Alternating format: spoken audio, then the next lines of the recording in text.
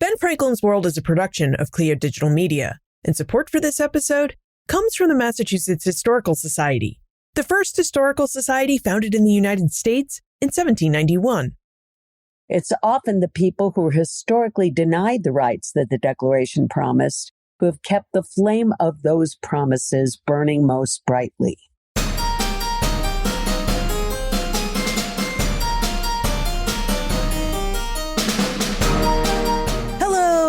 Welcome to episode 446 of Ben Franklin's World, the podcast dedicated to helping you learn more about how the people and events of our early American past have shaped the present-day world we live in.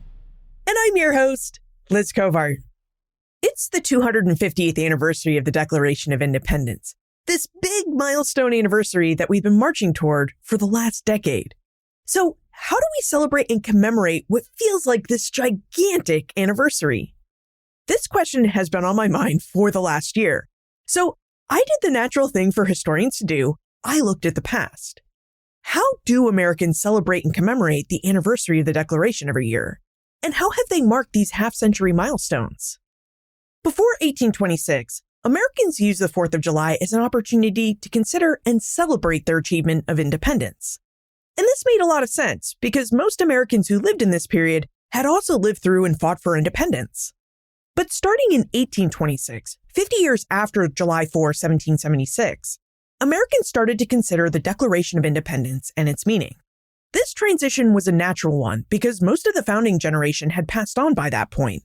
So it was really left to their children and grandchildren to consider their important actions. Now, this tradition of thinking about the Declaration of Independence and its meaning every July has continued for the last 200 years. The Declaration is a really important document. It's the founding document of the United States, and within it, the founders laid out their values and ideas for their new country. This is why every generation of Americans must consider the Declaration and its ideas for themselves. Now, as we know, people and language change over time, and so does our lived context. Over the years of this podcast, we've explored how early generations of Americans thought about the Declaration of Independence and its meaning. We've looked at what the founders meant by freedom and equality, what actions they took to secure their independence, and how they thought about and celebrated the Declaration and the 4th of July in the nation's early years. We've also explored how the people left out of the Declaration's early vision of freedom and equality thought about the Declaration of Independence and the 4th of July, and how they moved their fellow citizens to embrace a more inclusive understanding of the nation's founding language and values. So now that we're 8 to 10 generations removed from the founding of the United States, what does the Declaration of Independence mean to us in 2026? What is there still to know about this 250-year-old document and its creation? And what kinds of books and museum exhibits have historians created to help our present generations consider the Declaration and its 1,337 words 250 years later? I've asked 4 historians to think through these questions with us. Robert Parkinson and Steve Sarson both have new books out about the Declaration of Independence. And Anthea Hartig and Virginia Scharff have helped design and curate museum exhibits to commemorate the 250th anniversary of the United States' founding and independence. So I think a natural place for us to start our investigation is to look at how Americans in our own time are thinking about the Declaration.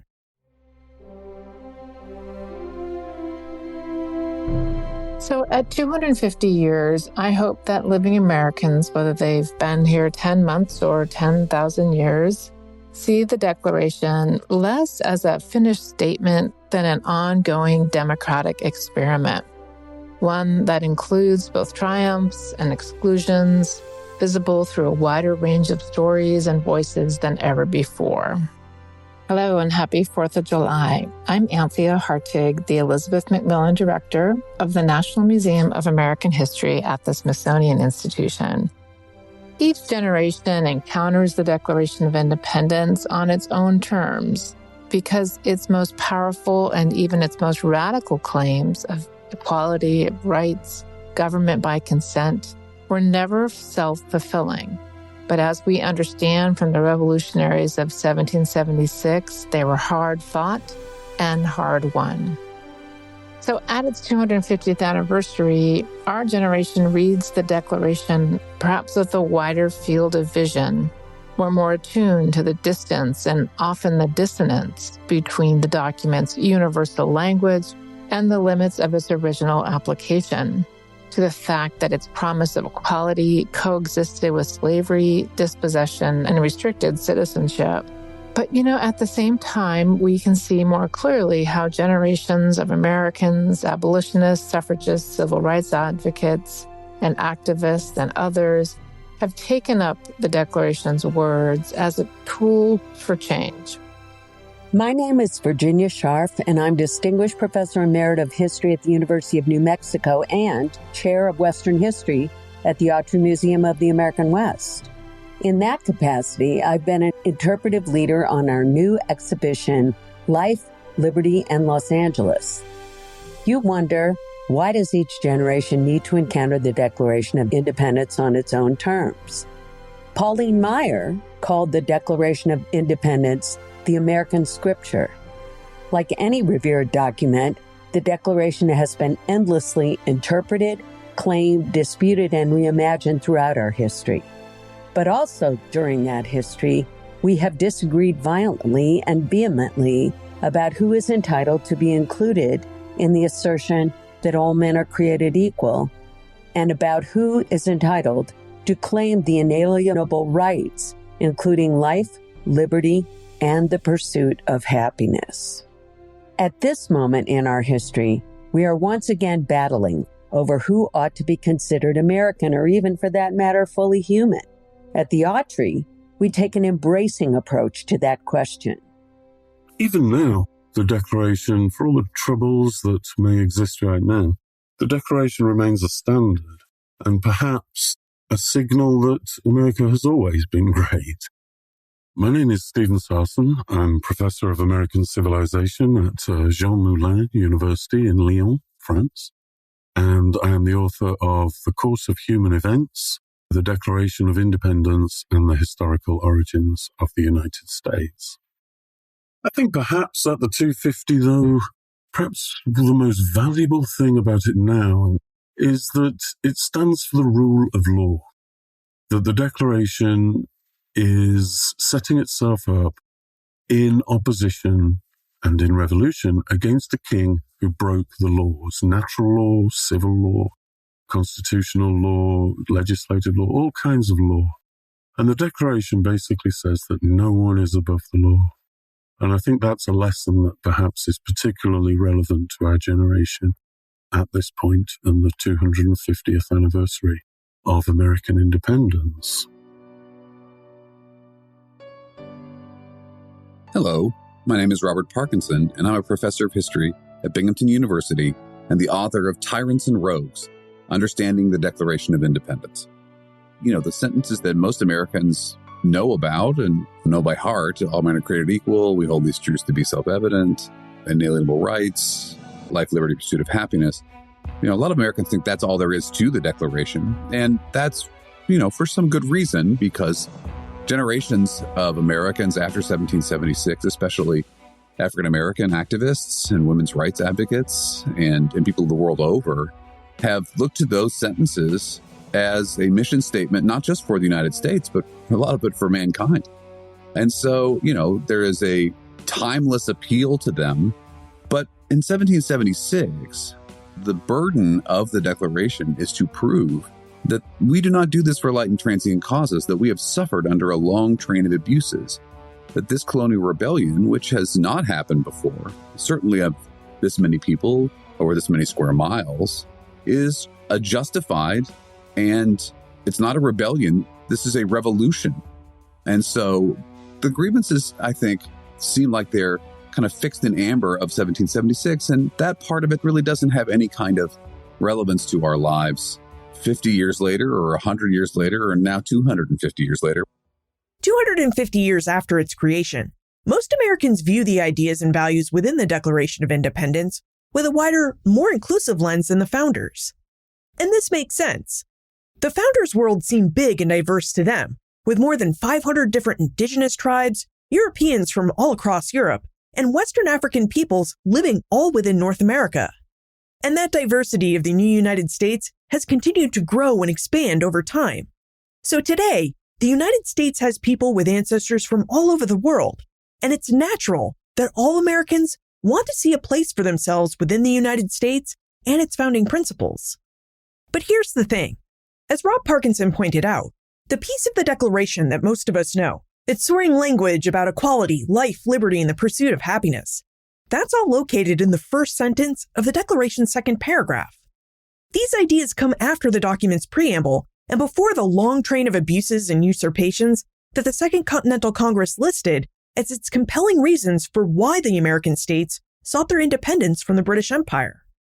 When we read all 1,337 words of the Declaration, we find that the founders spent little to no time expounding on these famous ideas. Instead, they spent most of their time debating, revising, and rewriting the 27 specific grievances that they had against King George III. So, why is it that we miss this when the grievances comprise the largest part of the Declaration's body?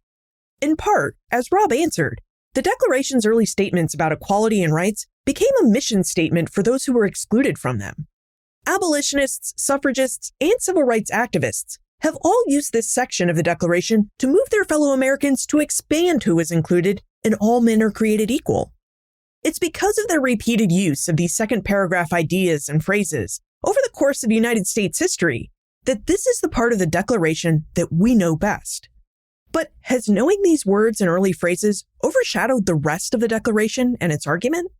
Here's Virginia Scharff. You have to remember the Declaration was a lot more than its most famous aspirational statements. Most people are familiar with the ringing, nearly poetic opening of the Declaration, but here I'd like to put in a plug for reading the main body of the document. And that was a list of the abuses and usurpations that the rebels insisted that the king had committed. And that's a section that historians refer to as the grievances section. Most of the things listed in that section had seemed, at least to me and to many of my colleagues at the Autry, kind of quaint and far away. That is, until very recently.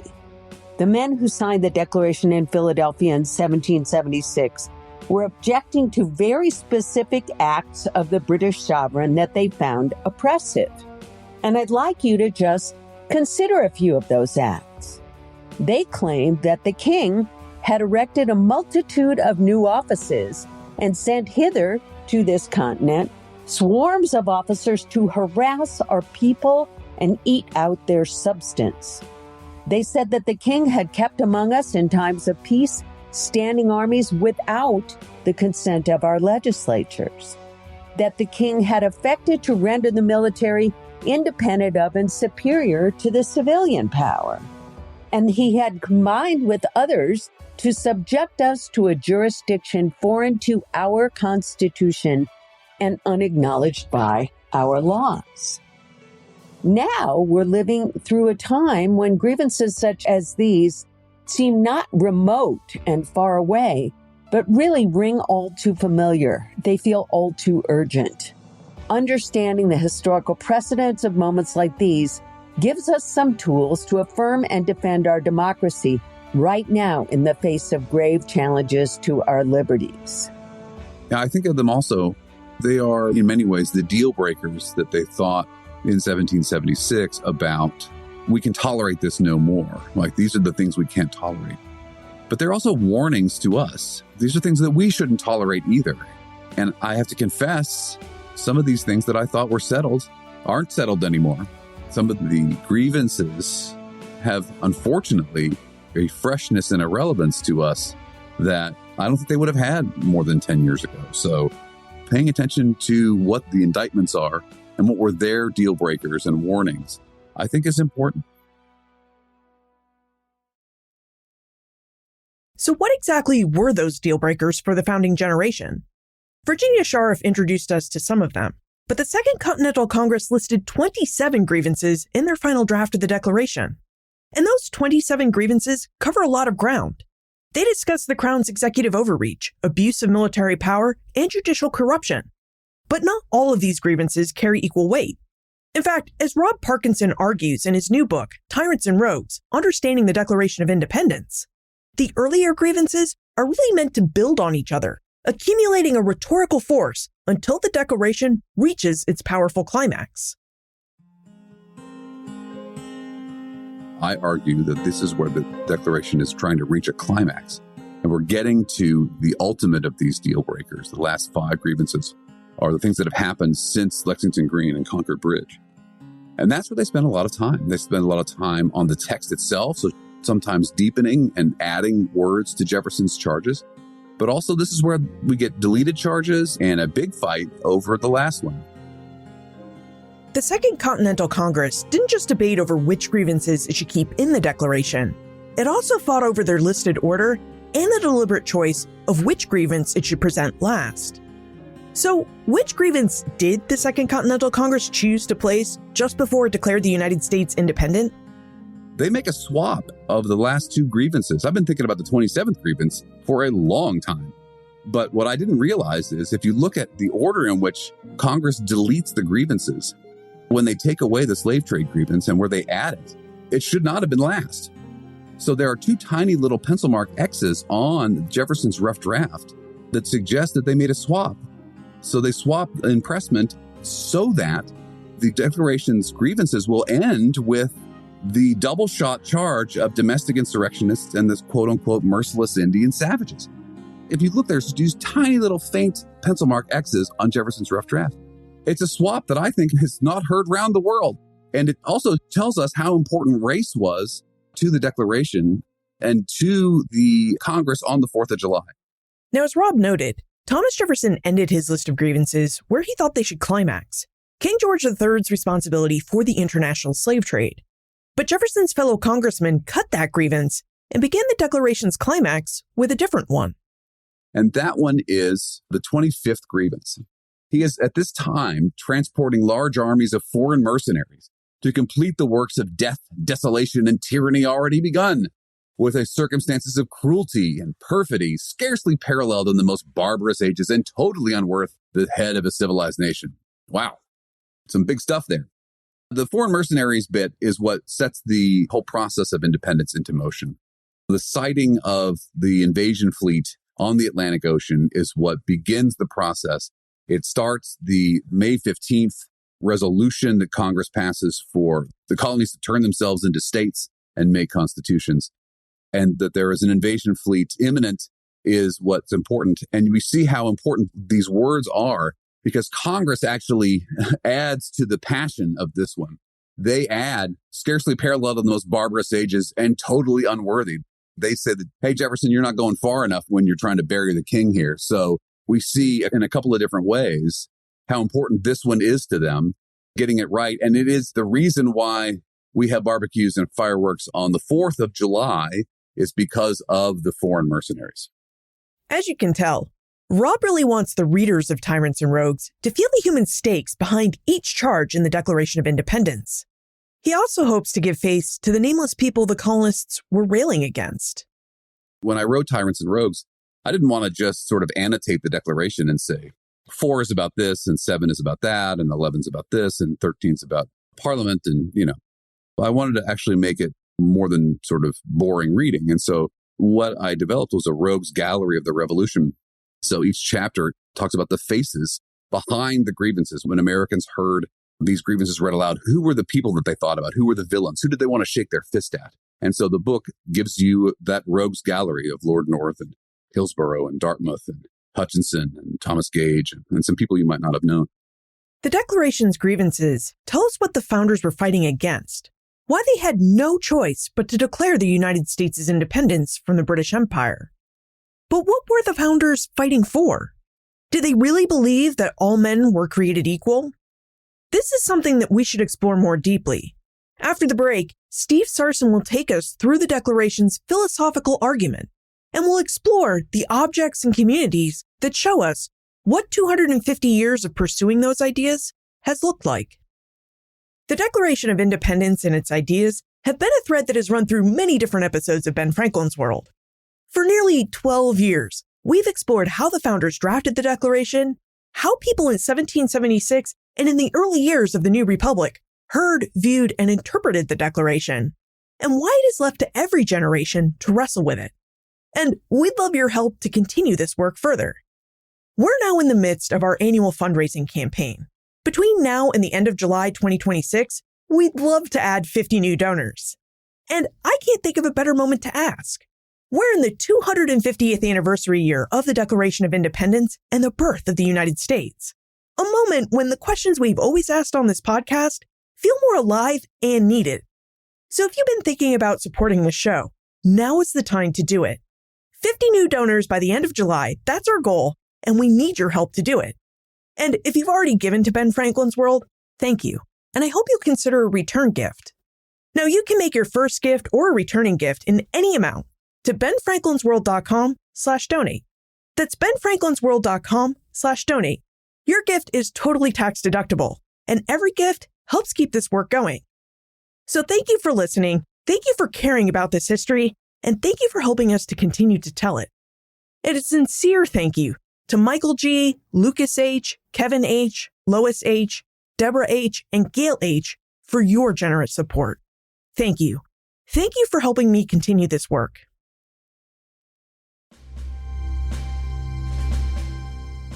There was an original Declaration of Independence that had different meanings. And indeed, the first words of the Declaration are, when in the course of human events, it becomes necessary for one people to dissolve the political bands which have connected them to another, and to assume among the powers of the earth the separate and equal station to which laws of nature and nature's God entitle them. And then it says that a decent respect to the opinions of mankind requires they should declare the causes which impel them to the separation. And those words do, if we take them seriously, change the meanings of the rest of the Declaration. Steve Sarson has written a new book about the Declaration of Independence for its 250th anniversary. Its title, The Course of Human Events, The Declaration of Independence and the Historical Origins of the United States. In this book, Steve investigates how the original Declaration moved from the age of human history from creation to American independence. He also uses the pages in his book to help answer the question, how did the founders reconcile their lofty views of equality and liberty given the inequalities and iniquities they maintained in their own time? In essence, Steve seeks to help us understand the original context in which Thomas Jefferson wrote, "All men are created equal." In the many books written about the Declaration, I think the question that historians have not asked enough about is the real meaning of created equal. What exactly the founders meant by that, with emphasis on the word created. Now that may seem an odd thing for me to say because historians have talked endlessly about the meanings of equality, concluding that either equality just meant between nations rather than individuals, or else that the founders were either hypocrites for writing about equality and not practicing it, or else they were nobly setting an agenda for the future and were visionaries, therefore. But all of these questions seem to assume that the founders talked about equality in the same way we do, a sort of absolute idea that everyone should be treated equally. And I think, therefore, that what we've missed is that the founders had a very different concept of equality from what we have. And it's a concept of equality that is bound up in, again, the course of human events and the laws of nature and nature's God. After all, it says that all men are created equal. It doesn't say all men are equal. That word created is quite crucial, I think. So what did equality mean to the founders in 1776? And how can we know how they understood this term and idea? If we look back to Locke once again, we can find out what he and the founders in turn meant by equality. Now, Locke's lesser-read first treatise on government argues against Robert Filmer's Patriarcha. And in Filmer's Patriarcha, Filmer argued that God gave Adam at creation, and then all succeeding kings in turn, absolute power over everyone and absolute feudal ownership of everything. Locke argued by contrast, and it was a scripture history argument, that's Locke's term, scripture history, that God actually created all men free. That is to say, there was no government in the state of nature, and so everyone had complete liberty and equality under the laws of nature and God, and that everyone had equal access to the resources of the earth for their sustenance, in accord with the unalienable right to life. And so that's what Locke meant by all men are created equal. And that was a profound argument to make against Robert Filmer and against the idea of absolute monarchy.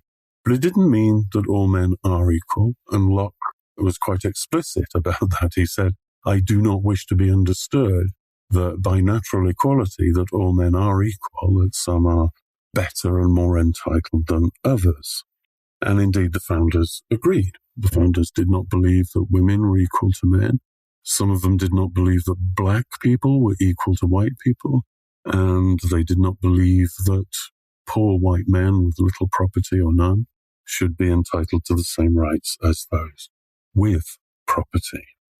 And so gender, race, class inequalities could exist alongside equality. So what did equality mean in early American society? What did it look like on the ground? That natural equality meant that everyone had a right to consent to be governed or not. If they did not, they could pursue their happiness elsewhere by migration. And I think the pursuit of happiness is very much about the freedom to migrate from a society in which you're not happy and a government in which you're not happy. So that's what that means, I think, in the specific context of the Declaration of Independence. But if you did join civil society, then you had an equal right to protection of your unalienable rights to life, liberty, and the pursuit of happiness. And so people remained equal in that respect. But in terms of secondary rights, most especially the right to vote, dependent people, whether they were dependent on the basis of their gender or their race or their class position, their lack of property, they were not entitled to certain civil or secondary rights, such as the right to vote. So inequality and equality could, in the founders' minds, exist at the same time. All men are created equal, but not all are equal. And therefore, they did not see equality in the same way that we do. The Founding Fathers drew a tight circle around who counted as equal in 1776. But the words they chose were bigger than that circle. And generation after generation, as people, words, and society changed over time, the people who were left out of this late 18th century definition looked to the phrase, all men are created equal, and decided that its ideas included them too. And so people started using the Declaration as a way of arguing their causes for a more genuine equality in American society. And so we famously get David Walker, Frederick Douglass, black abolitionists, speaking about the difference between the Declaration's ideals and the realities of the United States and its society, and the women of Seneca Falls as well, the world's first women's rights conference in 1848, which imitated the Declaration but claimed it for women as well. And so the Declaration became kind of a cause, a way of expressing American ideals, how American ideals should be extended to all. And to that extent, its history has remained the same since then. It's always been a call to identify inequalities and fight against them. Abraham Lincoln used it during the Civil War. Martin Luther King famously used it as well during civil rights, almost 200 years after American independence. He, in his famous I Have a Dream speech, he talked about, in the first stanza of that poetic ending, begins, I have a dream that one day this nation will live up to its creed, that all men are created equal. And so it goes on, and we see this today during the 250th anniversary of independence, people evoking those great words. This long arc, from David Walker to Seneca Falls, to Abraham Lincoln to Martin Luther King Jr., this arc is the story that Anthea Butler and her curatorial team at the Smithsonian's National Museum of American History set out to tell this year for the Declaration's 250th anniversary. And they chose to tell this story not always through words, but through objects. At the National Museum of American History, our 250th project In Pursuit of Life, Liberty, and Happiness, makes clear that the Declaration only acquires meaning through use, through the action people take to claim and contest and expand its promises over time. So each generation then must encounter it anew, because its ideals are not fixed. They're not fixed achievements, but they instead are lived questions. So in Pursuit of Life, Liberty, and Happiness, there are 250 objects that we chose from nearly 2 million in the national collection we steward. They're united through a vibrant thread motif design through all 3 public floors of the building, and really for the first time, we have that kind of coherent design motif. There are 76 new objects in the entry cases on the first and second floors, and then the other 174 are throughout every open exhibition space in the museum. So many are remarkable, including the dispatch case or traveling desk on which Thomas Jefferson wrote the Declaration in 1776.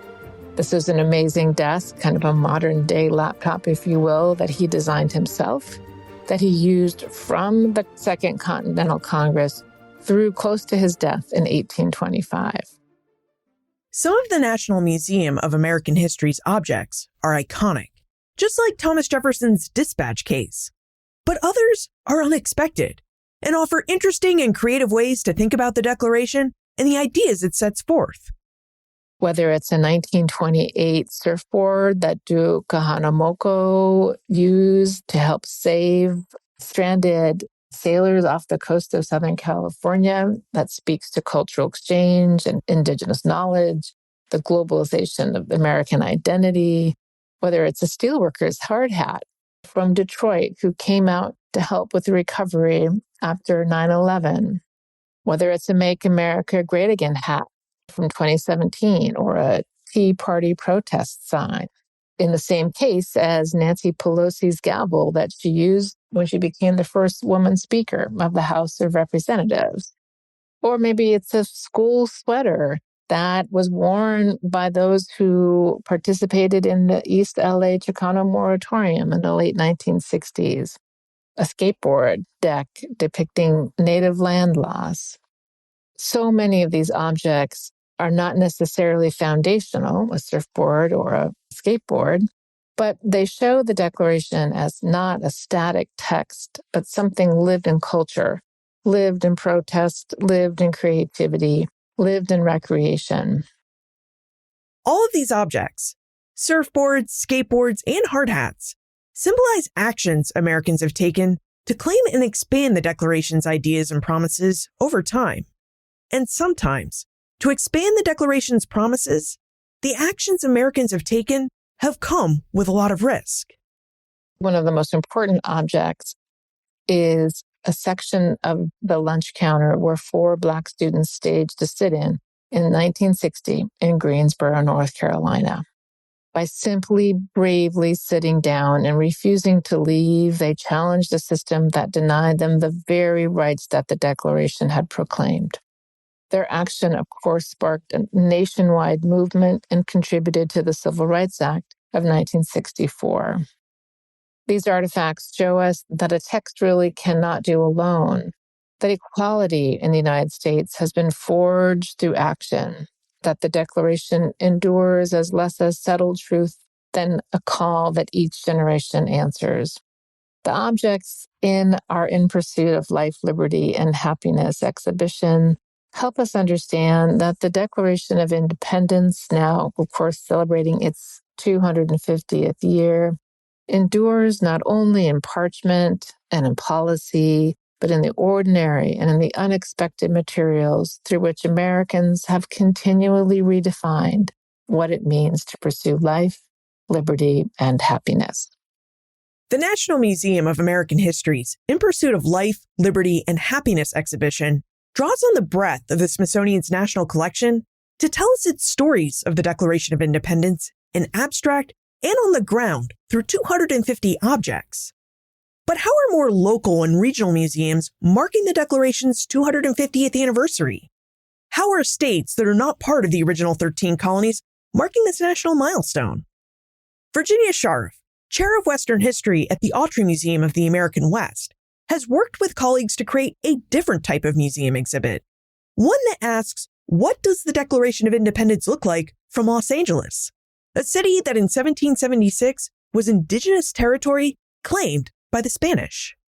Of course, Los Angeles was not part of the original 13 colonies. In 1776, it was largely indigenous territory that was also claimed by the Spanish. So what does thinking about things from Los Angeles reveal to us about the Declaration's reach and meaning? And how does it tell us a new story about American history? In my view, the history of Los Angeles helps us to understand the American people and nation as we are now, as what we've become, rather than what we were at that discrete founding moment.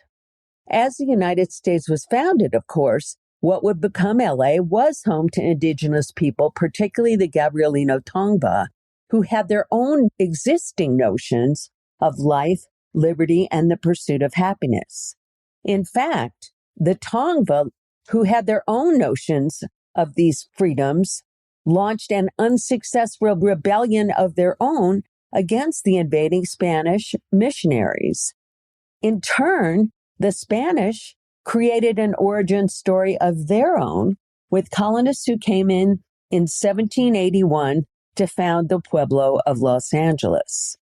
That group of founders were very young, they were ethnically diverse, and those things have shaped the fate of Los Angeles and its history ever since. Like the Smithsonian's In Pursuit of Life, Liberty, and Happiness exhibition, the Autry's Life, Liberty, and Los Angeles exhibition also uses objects, media, and art to tell its story. The story from early Los Angeles at first looks like indigenous peoples and Spanish settlers making competing claims to life, liberty, and happiness. This competition is something that has continued throughout the history of Los Angeles. Again and again in LA, we've seen the stories of people who came to Southern California to pursue their own visions of the American dream. Often, they had to struggle against exclusion, discrimination, and violence to stake their claim to belonging and to their inalienable rights under United States law and in a United States democracy.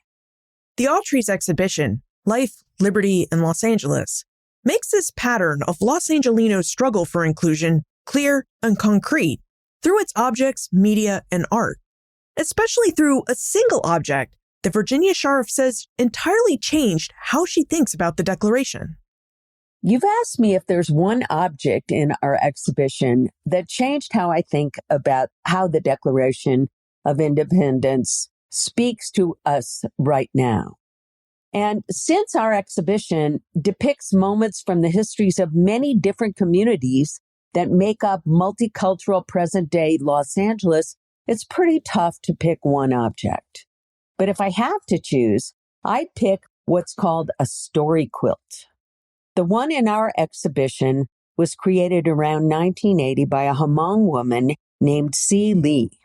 Lee was among the many Hmong people who had to flee their homeland in Southeast Asia due to their support for the American-backed government of South Vietnam during the Vietnam War. Hmong story quilts read as a series of images from top to bottom, as ways of telling history in images without referring to written language. They are extraordinarily detailed and eloquent. And in this elaborate, exquisitely rendered story quilt, C. Lee reveals the story of the Hmong exile, of their journey and their arrival in Los Angeles. We see, from top to bottom, people on foot and on horseback leaving their villages, then crossing the Pacific Ocean in boats, and then getting off an airplane to carry their belongings to their new life among the many peoples who make up the city of LA.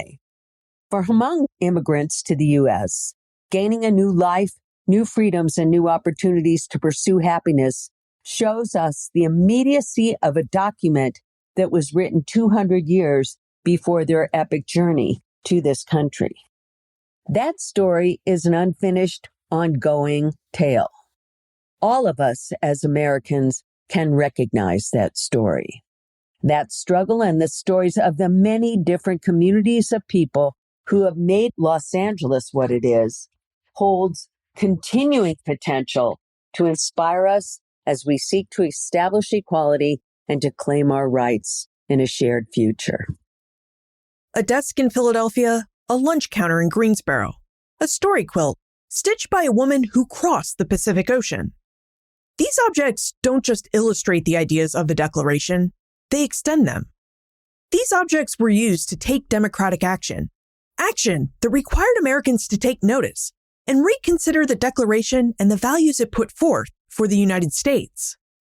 These objects, which you can see at the Smithsonian's National Museum of American History, the Autry Museum of the American West, or in different objects on display at museums closer to your home. What these objects show us is this. What was written in 1776 is not a finished statement. It's a living call. A call that every generation must answer for itself and answer on its own terms.